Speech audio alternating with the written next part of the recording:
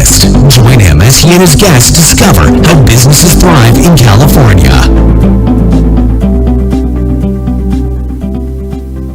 Well, welcome to the Pilgrim on the 405. We're going to have a great time today. It's not often that you get, a serial entrepreneur who's like an octopus and got arms in 8, 9, 10 different companies all at once. But we're going to welcome Brent Stone from Virginia. Here we are. So welcome to Pilgrim on the 405, Brent. Thank you, Will. It's a pleasure to be on here with you. Yeah. Now, have you ever been on the 405 in Southern California? You know, I have not. I've been on the 405 in Southern California. Well, this is the closest that you're going to get then. So, wonderful. So, now, Brent, tell us a little bit about how you got into this. This is not just serial entrepreneur. This is all at once, lots of companies. So, how did you get here?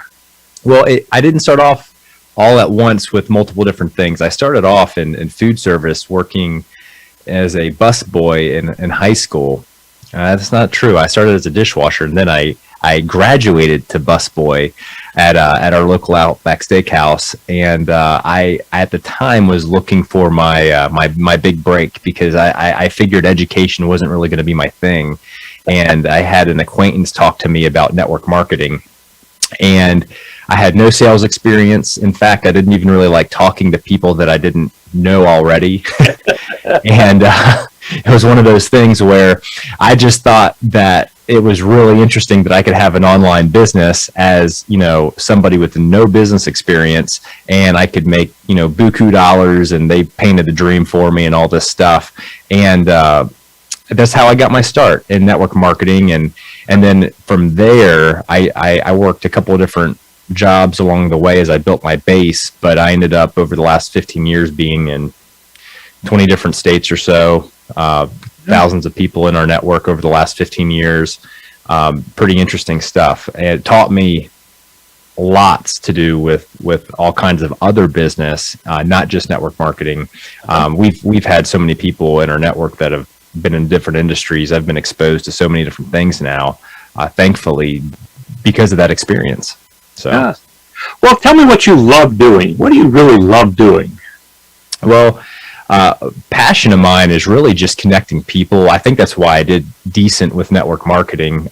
There's definitely been people way more successful that were probably way more financially motivated and just looking at the numbers and the data and figuring out how to do that. But I was really just enthralled with just connecting the right people to the people they needed to be connected to. And I've taken some of our other businesses today, and I've done similar things. I've used some of the recruiting skills from that stage of my life, and then some other backgrounds. I was in advertising for almost a decade. I sold radio advertising, and I got really good at the tail end of that stint with recruiting for small businesses, basically selling the advertising to recruit staff, which is a huge hot topic right now. Everyone's struggling for staff, and I have a company that I launched recently that we're focusing on a lot of that stuff. We might brush on that later, maybe not, but that's something that was, I like to do is connect the right people to the right people.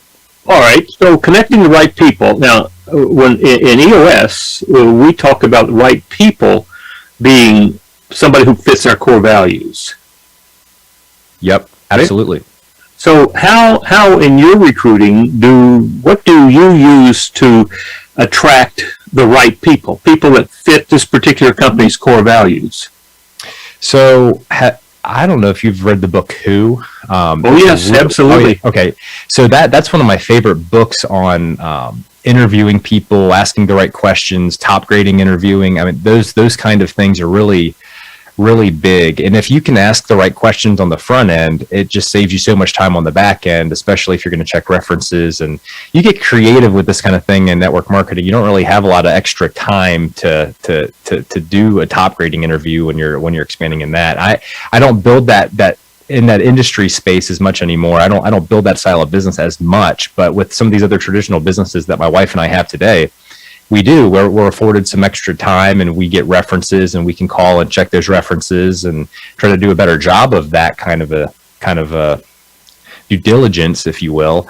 And I think that that's really important because then you can see what their core values are. You can ask them, and you can put together some scorecards, if you will. So if they're not following those scorecards within a certain probationary period, you can address those issues. And people's true colors tend to show within about 90 days, I feel like. So all right. Now, would you agree with me that that's a significant piece of hiring, is getting the right person, people that fit your core values? Absolutely, 100%. Yeah. Have you ever had experiences where you had the wrong person? Yes, unfortunately more than once. So it's every time you have an experience like that, though, I will tell you, it makes you very hyper aware of not making those mistakes again, and it teaches you so much more than if you make a slam dunk on the first hire. We've had it happen where we've brought on doctors in our healthcare business where it just hasn't worked out. We've brought on administrative staff in healthcare business, hasn't worked out. Same thing in network marketing, same thing in advertising business, different back-end partners that do different things for us that maybe just didn't work out, and different values. And it's not that they're bad people, but just different core values just didn't line up with the vision long term. So have you had the experience of having somebody who's very, very good at their job? I mean, they're in the right seat, they're really knocking it out of the park, but they don't share your core values? Absolutely. Yes. That's got to be difficult, right? Oh my gosh. Well, I mean, think about it. Let's say you got a doctor that's world class, and maybe they are probably one of the best in the state that you're in, or maybe the best in the country, or whatever the case is, but yet the values just don't line up with what they're trying to accomplish with what you're trying to accomplish as a company. I mean, that's a tough place to be, and that happened to us one time already, which doesn't, one time is one too many times. Yeah. And when you're doing healthcare stuff, but we've had it happen to us in other businesses as well. So was there any stutter steps once you recognized that they didn't share the core values? I mean, what did you do with that? Was there a conversation, reluctance to let this person go, even though they were because they're very good? Oh, of course. Yeah. Well, you're scared because here's the thing. I'm not a doctor, so the way that our system is set up, we have people with our healthcare business that will work for us, and they're licensed with different things. And here's the thing. You're initially concerned because you've got somebody here with more years of education than multiple times more years of education than what I have, and you're sitting there trying to have a conversation about how you just don't feel like it's working out, and this person has years invested into their career, ego, all these other things, and it's like these are tough conversations to have. Yeah. And not just with physicians or whatever the case may be. It could be with administrative staff. I mean, here's the thing. At the end of the day, I hate these conversations where you got to let somebody go or part ways or whatever the case is. It's not like I enjoy that stuff, but it is important to do if the value system doesn't line up. I mean, it's going to be counterproductive over the long term. Yeah, for them as well as for you. Absolutely. It'd be better for them to go and find someone to work for with the same value system that they have. Yeah, and I often hear in these kind of conversations, I hear people talking about how concerned they are about letting this person go or having that conversation because of the pain that it would cause the other person. And what I want them to understand is that the pain is already there. Yeah. If their values don't meet up with yours, they're struggling too. That's right. And maybe they don't want to disappoint you, but getting that conversation out of the head and onto the table is really very, very important. So important, and it's just so unproductive not to do it sooner than later. Yeah, that's got to be even more concerning for people, given where people are today with the hiring and the inability to retain customer employees. What do you see going on in the world right now? Why do we have this great resignation facing us? That's a great question, Will. I have my own opinions, but here's what I'll just kind of brushing on this topic. What I'll say is that I think that with everything happening over the last year and a half, 2 years, it's put people in a place where they have to rethink what their own values are personally and their own priorities, and some people are maybe just realizing that their quality of life maybe went down, they're working too much or whatever the case may be, or maybe people weren't working enough, they want to work more. I do know that the talent that is working currently is the talent that you want to have in your business. If somebody's not working currently, trying to advertise to those people is a tough. It's going to be tough bringing those people into the business, trying to motivate them to work. I feel like, I don't know if that's what you're looking for, but we've tried. My suspicion is that the 18 months, and it looks like it's going to move into 24 months, but this time of not having a paycheck coming in, not having that automatic check. All I got to do is show up and make it through the day, and I get a paycheck. That 18 months where that wasn't there for people, it caused them to do something that they hadn't done for a long time, if ever. They had to take responsibility for themselves. I mean, if the paycheck's not there, if I want food on the table for me or for my family, I got to go do something.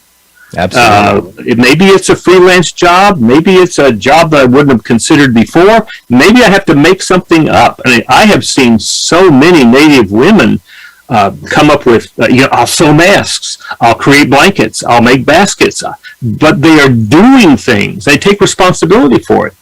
They take responsibility for their health care. And it nobody was doing it for them. And now, how many employers are saying, okay, come back now and we'll begin to tell you what to do again. And once you've recognized that you can take responsibility, you can make choices, I don't think there's going to be a whole lot of people just kind of coming back in and saying, fine, whatever you want. Oh, I can definitely see that. I can definitely see there's a lot of people that have, tasted what it's like to be an entrepreneur, and they've done well in the time that they've been away from their, maybe their active style of income, their job income, and all of a sudden it's very different.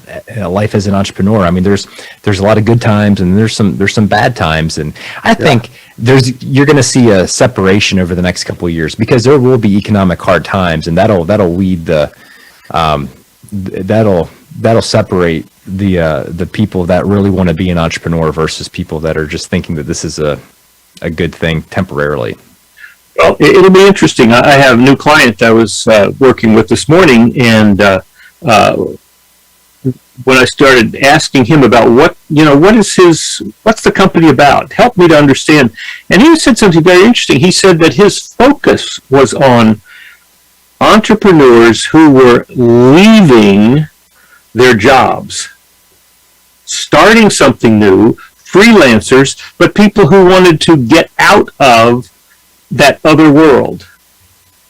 And I hadn't heard anybody focusing specifically in that way. I mean, it's, I'll work with network marketers, or I'll work with, freelancers in graphics. But to say I'm specifically looking at working with people who want the freedom of running their own world, running their own business. And he's using, digital tools to do that. It's amazing. I remember back in the, around when was that, 1998 or something, when there was a big layoff of senior managers. And this was right when personal computers were coming out. And so these senior managers could open up their bedroom, put in a personal computer for the first time, and run a business. And it made for a huge shift in people's aspirations at that time. And it seems to me that's going to go even deeper. I was listening to somebody there's a documentary on Netflix about this young man in New York City who had been a dishwasher And when this was no longer possible, he took enough courses in cybersecurity to become a freelance cybersecurity consultant. Isn't that incredible? That is incredible. That's incredible. Well, you're talking about this, and I think, Will, that these people definitely need to reach out to you at some point, because these new entrepreneurs, I mean, whether they're seasoned or brand new in the space, I mean, they should definitely be putting some EOS practices into their business. I mean, it's something that for them, just to get everything seated in the right spot. And I guess when the business is, coming up in the developmental stages, I mean, having some of that ingrained in from the beginning is going to be way more beneficial. That's what I'm trying to say. Way more beneficial from the start than later on down the road. I'm sure you would agree with that. Well, yeah. The difficult thing is that EOS, the target market is 10 to 250 employees. Now, I have worked with a number of companies that had 2 employees. Sure. Well, not 2 employees, had 2 people. They were partners in starting it. And what it means is we create the accountability chart of where this company is going to be 18 months to 2 or 3 years out. And, of course, all those boxes are going to be filled with the 2 people. And but this allows them to begin to put together the game plan. When will we replace myself in that box? What's the trigger? Is it new clients? Is it amount of money in the bank? When do we replace me in that box? And they have done that, and I think they just hired their 12th person, and they're successful at moving themselves out of those other boxes. So, yes, I think it's, the biggest problem is that people have a great idea, but they don't have a business system. They don't have an operating system for their business. Absolutely. I see it all the time. When I told you that I had a career selling radio advertising for almost a decade, and I spoke to a lot of local businesses, ranging in size from just solo professionals to people that had 100+ employees. And the businesses, you could have a small business with an organizational flow chart, and they actually had a system in place, and they would run circles around a big company that had no idea what they were trying to do, because maybe at one time that big company had a really good organizational flow chart that got them to that space, but they don't have a system to carry them to the next level. And EOS does a lot of that stuff. I mean, you have a progressionary plan that you follow and that you guys teach, and it's incredible. Well, I think one of the things that got me excited about EOS 7 years ago when I discovered this, because one of my clients that I'd been working with before EOS came to me and said, I've discovered this thing called EOS, and this is you. This is what you told us about what you wanted to do, and it's out there for you. And that's when I picked up the phone, called Gino, and began to discuss it, and just fell in love with it, because it's number one, it's a complete system. It's got simple tools, and it's ongoing. I mean, when you start meeting every 90 days, and you're looking at the quality of what you did, you're looking at what you expected to do, what you committed to do, and what you actually did. And then you've got these 8 questions that you have to ask every 90 days. What's our core values? How are we working with them? Can we give examples of where people are actually living these core values, or where they're not? And what have we done with it? Is this still our core focus, or are we getting distracted by shiny objects just because there's opportunities out there? Is this our sweet spot? What is our 10-year target? Are we still agree that that's where we want to go? What's our marketing strategy? Our 3-year picture? Can we all see that? If we go out those 3 years, can we see these 15 to 20 things that we have written down? Can we actually see them? Sometimes they change, but everybody has to agree by the end of that day, we're all in agreement 100%. This is where we're going. What are we going to do this year? What are we going to do the next 90 days? All those questions getting answered where everybody agrees. That's what we're going. That is so powerful for people. Yeah, it really is. I mean, if people just have, a vision that they write down in front of them, I mean, that's something we used to teach all the time. Right. Network marketing, everyone's like, hey, put your goals down on paper, your vision, your, 1 year, 5 year, 10 year. But it's not, it isn't quite the same as having a detailed plan in place. Now, I'm not saying that people don't have detailed plans in network marketing.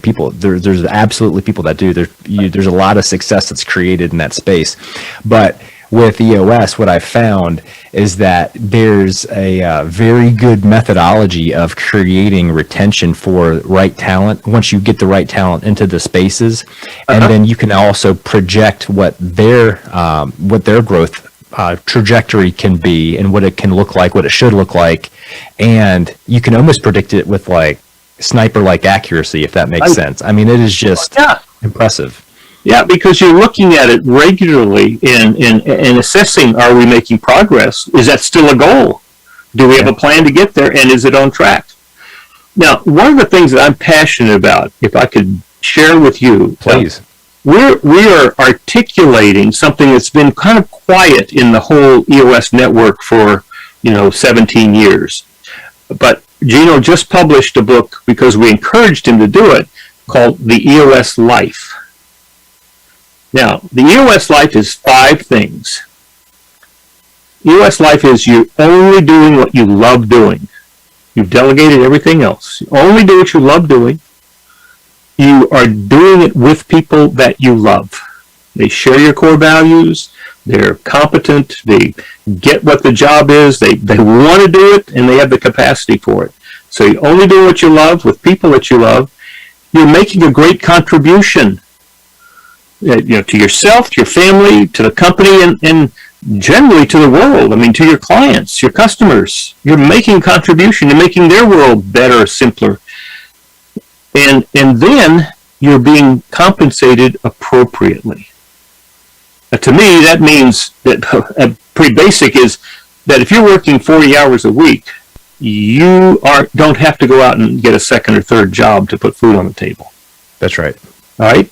And then finally, after the first 4, only doing what you love, working with people that you love, making a great contribution, being compensated appropriately, then you have plenty of time left over for your other passions. This is not a 90-hour-a-week job for anybody. And what I want to see is 3 to 6, 9 months in, when the question comes up, well, is this still your 10-year target? Which generally, when they first blush, it's some big revenue number, and we're going to have these great products and services. I would like to see people include in that, when we get to this 10-year target, 100% of the employees in this company will be living the EOS life or have a path to it. That's really awesome. I think that book, I haven't read that one yet, which I have to put that on my list, but it sounds like that could be a really good tool or litmus test almost for people to see, am I really in a trajectory that I'm happy with for my own life? Right. And that's something this wasn't a tool from Gino, but similar questions have been asked to me over the years from people that I have looked to as mentors and those other things, teachers, coaches, whatnot. And those are important questions to ask. I think at every stage of life, people should, be evaluating these things and really taking a look at, am I doing the things that I love to do? Am I doing these things with the people that I love and care about? Am I, having to make excuses for why I'm doing tasks that I should be delegating or whatever the case may be? There's certain, we have a new business right now where I'm absolutely doing things that I should be delegating. It's literally a 9-week-old startup. But then that's the advertising business I was talking to you about. It's a digital advertising agency. But basically, there's also a lot that we're just putting all the framework and the groundwork in place for our EOS model and some of these other things. And then there's other companies that we have, my wife and I, that, because of her hard work, my hard work, and, a good team of people, we don't we don't spend a lot of time physically there. Mentally, we still do. It's not at a stage yet, but where we can just totally walk away. But that's also on our goal list. Yeah. To get it to a spot to where, we only spend maybe 2 hours at the office, Right. maybe every other week, but that's Right. not realistic for the next, couple months to get to the point Right. where it's like, hey, we still got to mentally think about it, if that makes sense. Well, one of the things that I am really curious about is when people, we talked about this great resignation, people not coming in to apply for jobs. And I'm wondering what would be the effect of a company saying in their recruitment procedure, we want everybody in this company to be living the EOS life. That's one of our goals. You come to work for us, and this is what it will look like. I wonder if that will help with attraction, Yeah. retention, and motivation. We just have to promote the EOS brand and make sure people know what that means. Well, yeah, and what I'm excited about is, what our prediction is, we predicted, 23 years ago, we predicted that by 2020, we would have 10,000 companies would have been implementing EOS because they used implementers like me. Absolutely. By December 2020, we had 10,500 companies.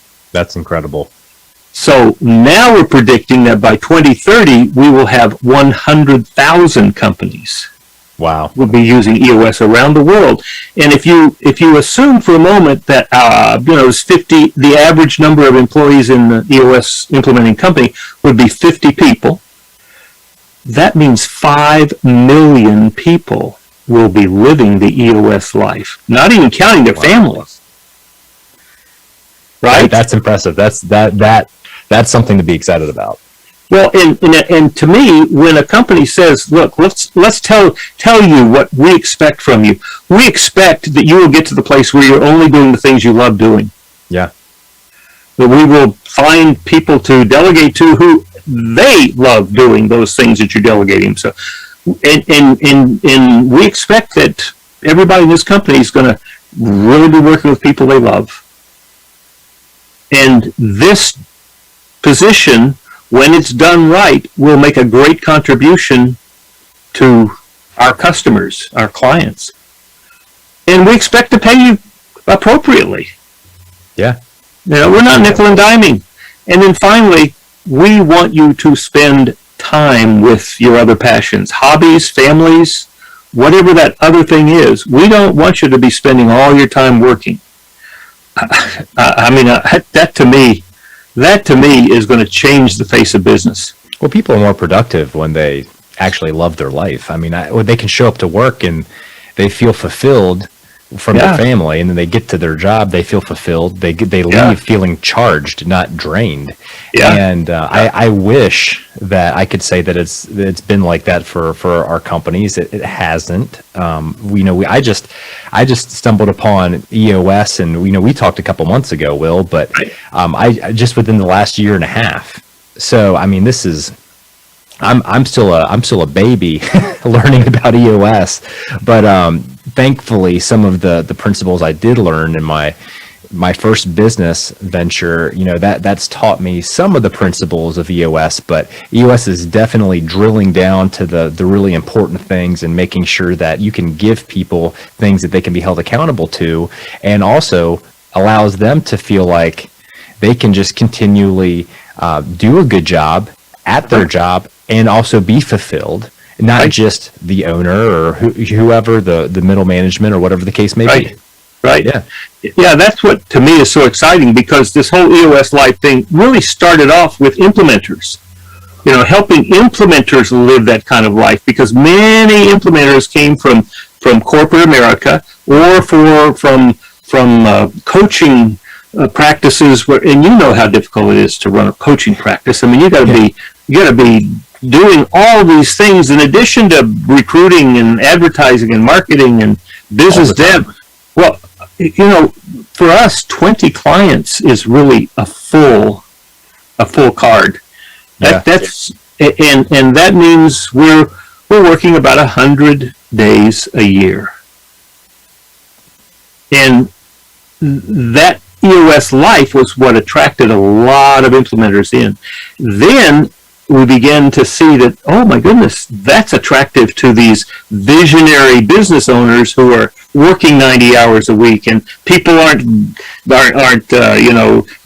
what they tell them to do, and all of this, and so helping them. And now I see leadership teams picking it up. But if we can take that down all the way through the organization to the people who are pounding the hammers, turning the wrenches, sweeping the floors, wow, what a world! Yeah, no, absolutely. One of the things that I'm most excited about is over the next couple of weeks having people within our organizations read Traction, and I know that there's other books that are out through Gino and the EOS, product line that are also very helpful. But I'm just going through on Audible right now. I'm going through Traction and some of the notes and the PDF, and it's just it's incredible. And I think that Traction is the how. Yeah, this is how you work the business. And what I discovered was, I got to live with EOS Life for about a year before it was published, because it was one of the readers for the book with Gino. And what it occurred to me along the way was, while Traction is the how, this short EOS Life book is the why. Yeah. This is why not only do we use EOS, but why we even want to be in business. Yeah. Why we want to go to work. Yeah. It's funny. I one of the best books I think I've ever read when it comes to this very topic, which I can't wait to read this one, by the way. But Start With Why by Simon Sinek, and he talks about this very thing. Yes. Yeah. I mean, if people don't know why they're trying to do something in the first place, they're of course going to be disoriented, disorganized, not they don't have vision, they don't have goals, they don't really understand who their target market is or their customer avatar. They don't know what problem they're trying to solve. I mean, there's all these different things, and people are just trying to make money, and they just totally, not only do they not hit that goal, but they don't hit any of these other goals either that they. And I think that's the big challenge. I think that we as a culture came to that conclusion that it's all about making money. Yeah. And I think I have a wonderful book by a woman named Marion Williams called White Working Class.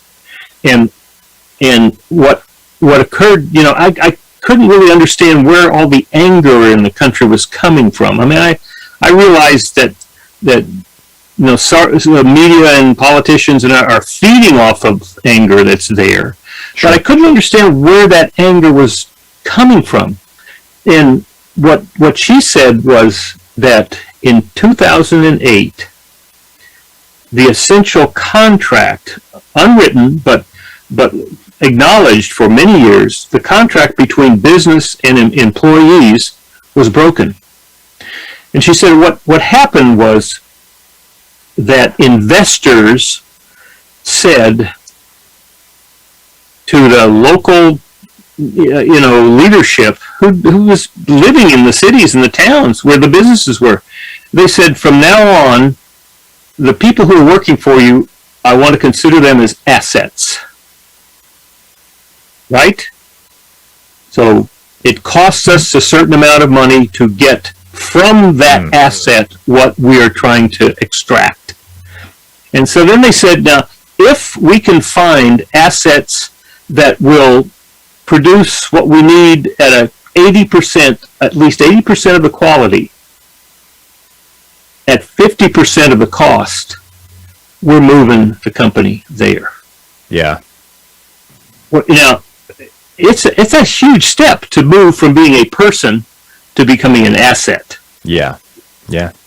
And when those companies left, sometimes those companies, 2 or 3 companies, were everything that was in that community.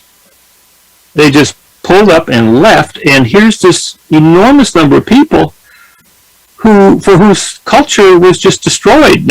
Not a whole lot different from what happened with Native Americans and blacks being brought from Africa.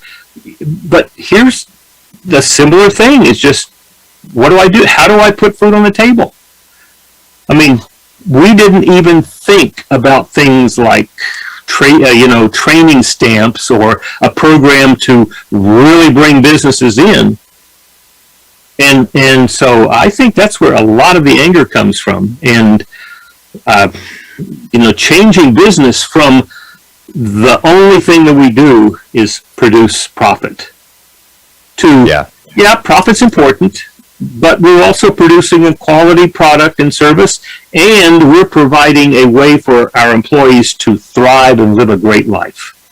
Yeah, it's a delicate balance. I mean, one of the things that I think that gets lost in translation all the time is you have, on one hand, you have this owner of a company, whether it be investors or a solo owner or whatever the case may be, sole share owner, and their wantingness to create profit to pour back into the company to benefit their staff. And sometimes that's not the case, but a lot of times in a lot of small businesses, you're trying to create more profit to create more opportunities for your staff. It never gets communicated that way, because there's always something from the standpoint of from the seat that I sit in a lot. It's like, I don't do a good job of communicating some of the reasons why we want to hit certain numbers and whatnot. But then also, on the other hand, you have the staff side, and it's like,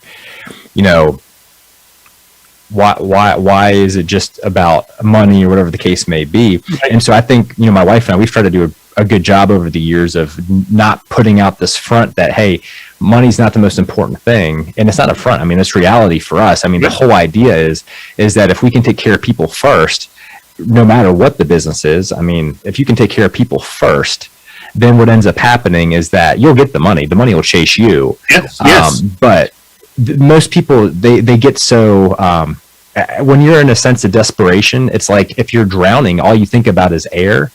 A lot of people, when they start a business, all they think about is money, because they got loans from the bank, they got all these things. And I'm not saying debt's bad to build a business, but a lot of people, that's what they're thinking on, because they mortgaged their house or whatever they did to take that loan out, and people are just scared, and they want to make those bank payments. They want to pay their payroll.